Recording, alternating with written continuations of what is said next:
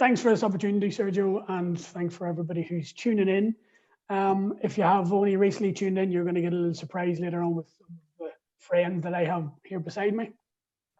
So Orla touched on a lot of her research, and as Aisha said, she's nearly finished her research. So her journey is a lot more advanced than mine is. I've only recently started mine technically with Leeds Beckett University, and Sergio was actually my supervisor.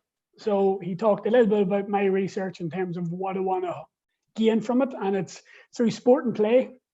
So children and coaches' perspectives on that.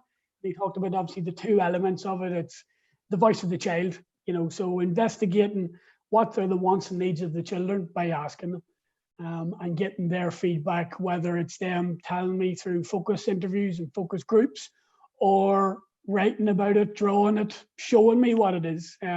So there's a little bit of the ethics that will have to be passed for that, but it's something that's extremely interesting, not only to me, but I think holistically in terms of my research, because it's much easier then for me to go with the second part of my research and the question of coaches' perspectives. So interviewing coaches and getting their understanding of play and what play means to them and how are they implementing play, if they are at all. And having done, obviously, as part of my journey in the PhD so far, I've been doing a lot of readings and kind of structuring my research now, whereas before it was 90 million questions and trying to figure out where I was going to go with it. And obviously Sergio and the staff at Leeds Beckett on the course have been hugely influential on helping me with that. So talking about some of the play types and through the research, and Orla's touched on the main ones and the majority of the ones that kind of focused on my research. So locomotive play, exploratory play, imaginative play, social play, communicative play, creative play, obviously, fantasy play, exploratory play, rough and tumble play, role play. There's so many. So what I'm trying to do in my research, in the spine of my research at the start, is to look at all the different frameworks of play from not only sport, but through teaching. There's a lot in education in terms of continuums of play and how teachers and students can interact and learning through play, etc., and play-based learning. And all of that, all of those frameworks, I'm building a framework for kind of the coaches and where I want to go with this. So like an adaptive framework. So whenever I have that put together, after reading all the other parts of theory, what I'll be doing is I have two projects that I'm going to align with my research, and one, some people will be aware, is of the podcast, and it'll be a huge benefit not only to me but also to the coaching body and the coaching movement and the global movement that hopefully I'm going to be involved with also. Then the second part is a coach development workshop of play, again aligned with the interviews from the children and the coaches and the framework, and then putting the workshop together.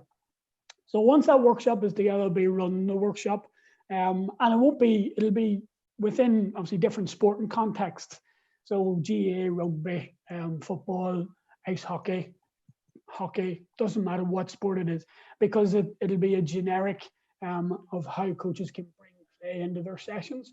Then the last part of that will be from the workshop and the feedback I get from the workshop. It'll be about then observing coaches in the field. So just getting some feedback and observing them in terms of have their coaching behaviors changed from their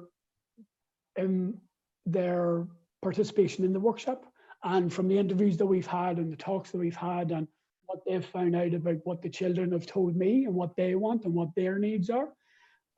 Or as Orla touched on, it could be a lack of confidence, not having the knowledge and understanding of how they can incorporate play into their sessions. And if they are incorporating play into their sessions, just because they are incorporating play doesn't mean that it's right or doesn't mean that it's wrong. So as Orla said, it has to be purposeful. But some of the things I'm looking at as well is that in play, and as part of my readings and research, there's obviously people know about unstructured play, free play, structured play. But when you're thinking about children and play, and free play is, as most people will know of it, it is free play, it's unstructured, but there's rules within that unstructured chaos, if you want. Because if you look at a couple of 2-year-olds or a couple of 3-year-olds playing with each other, they have rules. If they don't fight with each other, that's a rule. They know that fighting is not good. So that free play element, they're coming up with their own rules without realizing it. And in terms of the exploratory play and the imaginative play, that element of social interaction, of teamwork, of collaboration is hugely important for children. And coaches, and in my experience, a lot of coaches are doing play in all their sessions. And again, they mightn't realize when they're doing it, what they're doing, or how they're doing it. And one of them is, if they give a ball to a couple of players, go into a group, right, see what you can do. Have a go. Show us what you can do. Them making up their own games, being aware of even the social interaction and talking with each other. Technically, that's free play as well, because it's social interaction. It's free. There's no there's no rules and regulations over what they have to talk about or what they have to do. And again, play is so vast, and trying to bring it back and narrow the focus in terms of what's going to impact on the coaches and how it's going to impact on them. Because like when you're talking about play and you're talking about coaches in terms of their own knowledge and understanding, some of them are very structured and like to have the control element, which in a way, depending on the needs of the children and depending on their behaviors, which is one of them.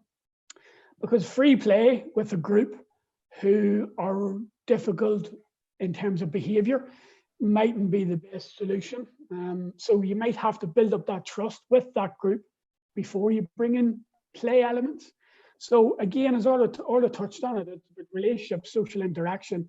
It's engaging with the children to increase their motivation, increase their social dynamic with their friends, being socially interactive with each other, and looking, the element of play whenever you're focused on children.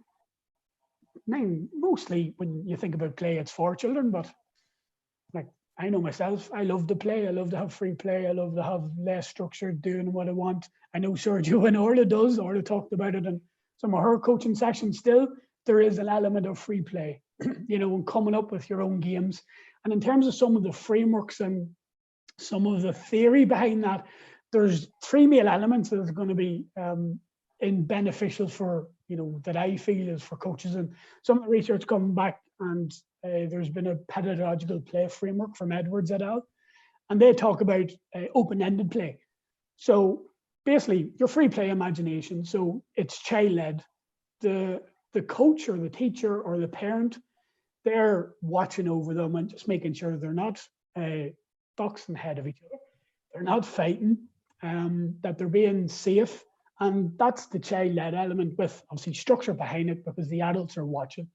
Then the other part of that, then the next part then is more collaboration with the teacher, the educator, but in my element, the coach. So your model play, and that could be a case of setting up the teams, giving them 4 cones in the ball and saying, okay, I want you to make up your own game, but your game, you have to have passing in your game. So you could get 4 different games. The first person comes up with the first game, 3 minutes, everybody has to play. Second person comes up with the next game, or they can add in a different rule or a different condition to the first game. So they're building up their bank of games, and you as a coach are building up your own bank of games. And then the last part of that would be, as Orla touched on, the purposeful frame play. So more in line with what the coach wants, but again, given the freedom and the decision making for the players that the coach sets a problem, sets a game, sets a scenario, and how are the players going to deal with that scenario? Whether it's added points for a defender scoring or whatever that is, or again, a specific theme or concept that the coach wants. So you can still focus on the passing, but it's more in line with what the coach wants tactically. But again, the players are coming up with it. The players are making decisions, the coach is questioning those decisions, questioning the players, and that is play.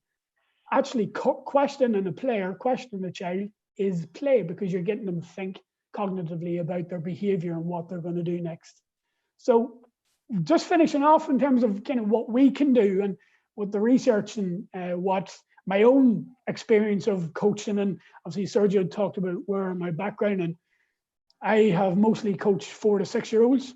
In fairness, 3 to 6 year olds, I would say, because there's been quite a few 3-year-olds have come in my sessions because the parents haven't had a babysitter, so they brought the younger child along, and they had complete freedom, complete free play.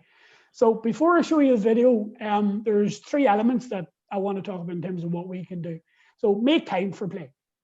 So again, understand children's needs and wants, as I talked about. Ask them what they want to do, but try and make it related to purposeful and what you want as a coach to get out of the session for them to learn and take on. So again, in collaboration with the players and with the children. Make space for play. Obviously, they need somewhere to feel free and safe, etc. So depending on the numbers that you have, and you'll see in this video, I have made space for play. However, it's complete organized chaos. And then the last one is get involved. Yourself as a coach, like get the players involved, but get the parents involved. And you'll see in this video, I'm going to explain the background behind it. It was in New York with Rockland J, or under 6s.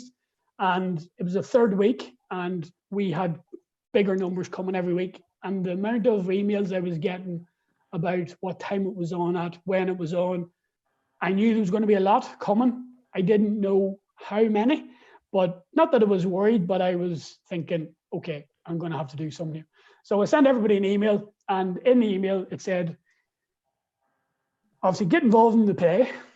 So play with your own child or with another child or our coaches. You'll see our coaches out. Some of the children are playing completely on their own, and anybody who wasn't comfortable getting involved as a coach or helping their own child, they had to talk to a parent that they didn't know. So I'm building up that element of social interaction and play for the adults. So I'm not going to talk over this because I've explained it, and hopefully you'll get and here we go.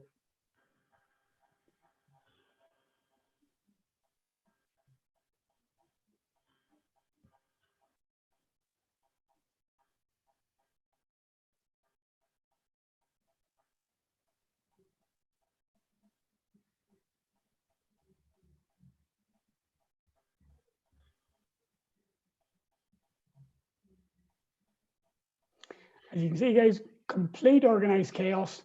But again, the purpose of that session was handling.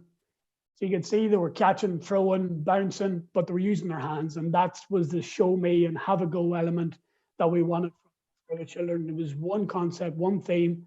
And I had obviously open-ended play, I had model play, but I had purposeful play because I knew what I wanted to get within the session.